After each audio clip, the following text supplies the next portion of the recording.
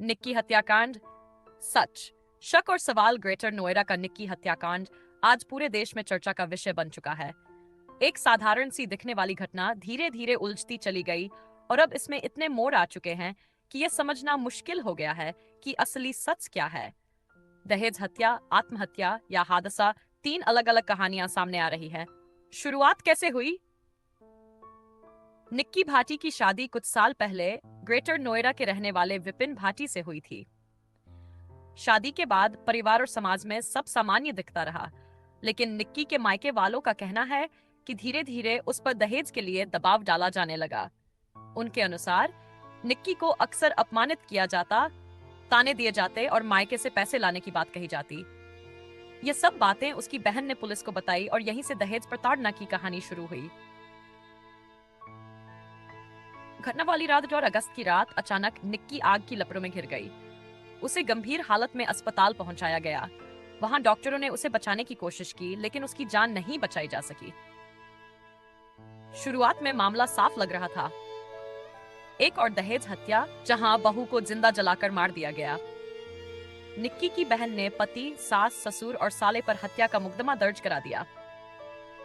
अस्पताल रिपोर्ट का खुलासा। लेकिन फिर सामने आया पहला बड़ा ट्विस्ट।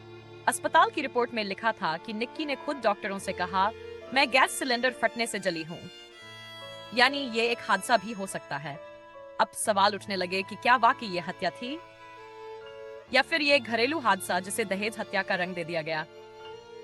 सीसीटीवी फुटेज और नया शक। इसके बाद जांच में सामने आया सीसीटीवी फुटेज। इसमें निक्की का पति विपिन घटना के समय घर से बाहर एक दुकान पर नजर आया। इस फुटेज ने कहानी को और उलझा दिया। अगर पति घर में नहीं था तो हत्या का आरोप कितना सही है?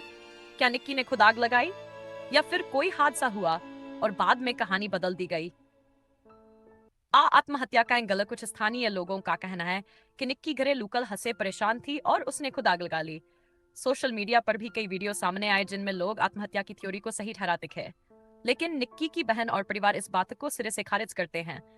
उनका कहना है कि निक्की जैसी हंसमुख और मजबूत लड़की खुदकुशी नहीं कर सकती। जांच में विरोधाभासी वह जगह जहां यह सबसे ज्यादा उलझा हुआ है। बहन का बयान, यह हत्या है, दहेज के लिए की गई।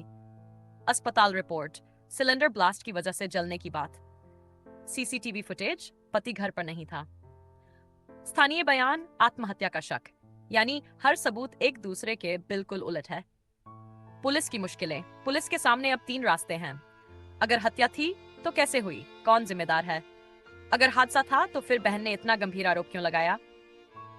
अगर आत्महत्या थी तो घर के सीसीटीवी कैमरे घटना के वक्त क्यों बंद कर दिए गए? कहा जा रहा है कि पुलिस घर कैमरों की असली रिकॉर्डिंग खोज रही है। निक्की की बहन से भी दोबारा पूछताछ की गई है ताकि कोई गड़बड़ी साफ हो सके। असली समस्या निक्की केस की असली समस्या ये है कि कोई भी सबूत पूरी तरह से साफ नहीं है। हर नए खुलासे के साथ कहानी और ज्यादा उलझती जाती है। अगर अस्पताल रिपोर्ट पर भरोसा किया जाए तो यह हादसा है। अगर बहन की एफआईआर पर भरोसा किया जाए तो ये हत्या है। अगर सीसीटीवी फुटेज को सही माने तो पति निर्दोष है, और अगर स्थानीय लोगों की बात माने तो यह आत्महत्या है। तो असली सवाल ही है, सच कौन बोल रहा है? समाज का आईना। यह मामला सिर्फ एक महिला की मौत का नहीं है, बल्कि पूरे समाज का आईना भी है। भारत में दहेज प्रथा अब भी कई घरों में जिंदा है और हर साल हजारों महिलाएं इसकी शिकार बनती हैं। लेकिन साथ ही हबी सच है कि कई बार झगड़े या हादसे को भी दहेज हत्या का नाम दे दिया जाता है। ऐसे में असली दोषी बच जाते हैं और निर्दोष जेल में चले जाते हैं।